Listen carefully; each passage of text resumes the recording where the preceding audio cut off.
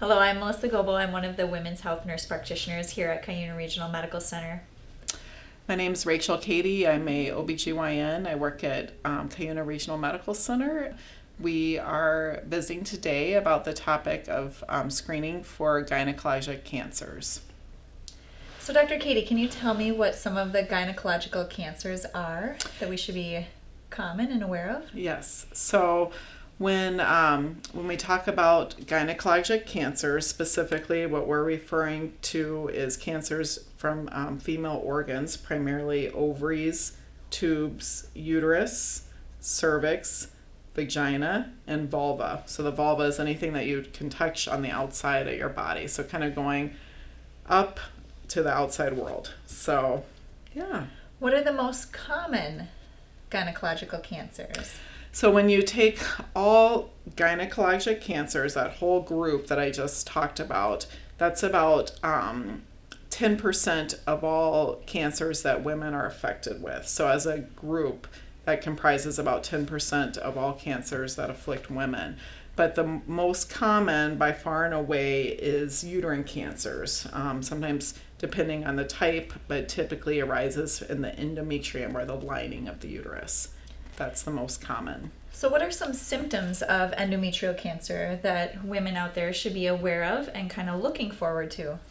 When we talk about each type of those cancers, I really like to hit on common symptoms, prevention, and screening. And so if we kind of go in order with that, just talking about uterine cancer, because we're just visiting about that, uterine cancer is good in the sense that typically will present with abnormal bleeding. And it does not necessarily need to be postmenopausal bleeding, although that should never be considered normal. Bleeding when you shouldn't be bleeding. You're bleeding in between your periods, or bleeding after sex, or just no rhyme or reason, or a lot heavier without any good explanation for that. And so abnormal bleeding is usually how uterine cancers will present.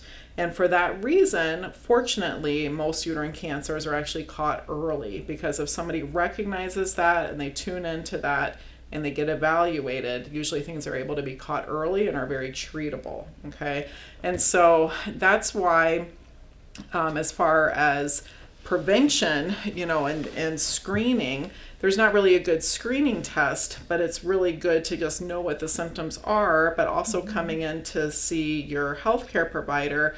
As part of your normal physical exam, a lot of times the pelvic portion of the exam gets omitted because maybe somebody doesn't need a Pap Smear, but it's like, you know what, these are things that need to be discussed, and it's an important area of your body to address.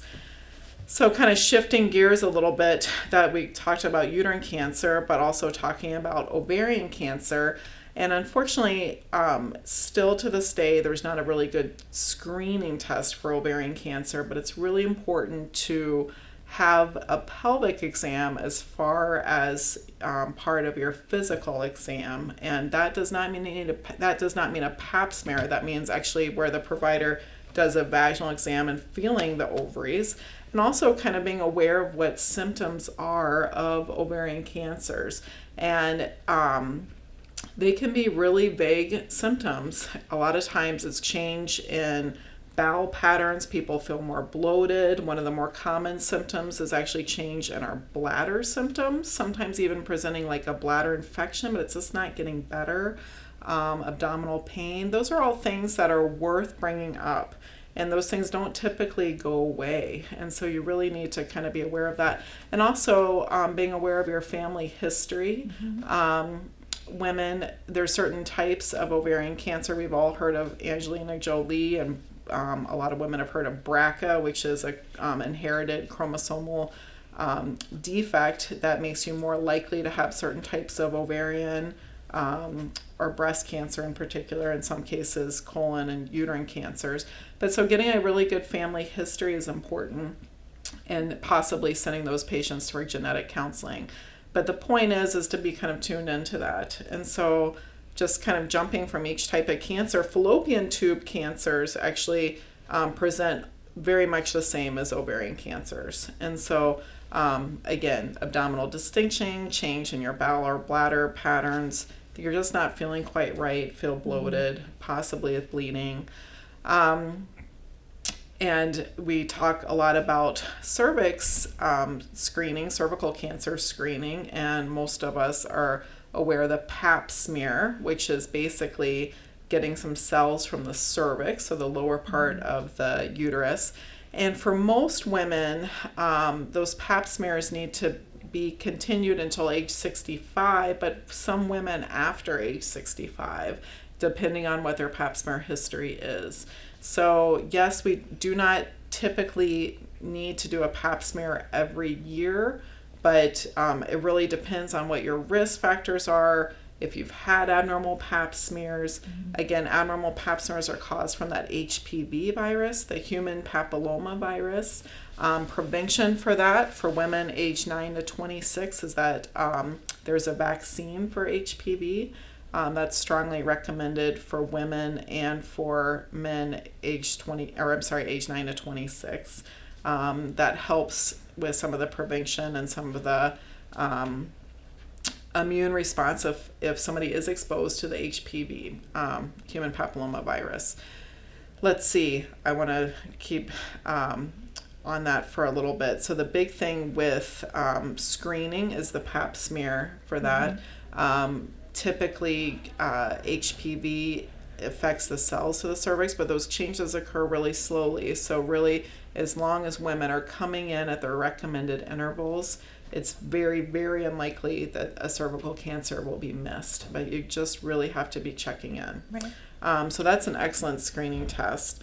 And then as far as vaginal cancers, that would be a much less common type of gynecologic cancer, but a lot of vaginal cancers are due to HPV as well, but typically would present with some sort of something feeling different in your vaginal area, abnormal bleeding, pain, something seen on a pelvic exam. So again, that's another reason to continue your exams, even if you've had a hysterectomy. Maybe you're one of those people that don't need Pap smears anymore, or you're over age 65, maybe you don't need Pap smears anymore, but that does not mean that you don't still have a pelvis and these other organs that we're talking about, okay? And so, and then lastly, want to address vulvar skin diseases and vulvar cancers. So again, the vulva is anything that you can touch on the outside of your bottom, going from your pubic bone to your tailbone. And skin conditions of the vulva are actually really common, and some of them can lead over time to vulvar cancers, in particular lichen sclerosis, whatever. So if you're having a lot of itching and burning and that kind of stuff, symptoms aren't irritation, symptoms are not going away. Maybe you feel a lump that you're concerned about, or ulcer or sore. Sometimes it can be a sexually transmitted disease, but oftentimes not, and it's very much worth going to your provider to examine. So those should never be considered normal. So I think bottom line is that bleeding that's not normal needs to be brought up to your provider. If you're having weird symptoms, itching, burning, things that are not feeling right, it needs to be brought up to your provider. But as far as necessary screening, possibility genetic testing, that kind of stuff, really that's why it's important to include it as part of your physical exam.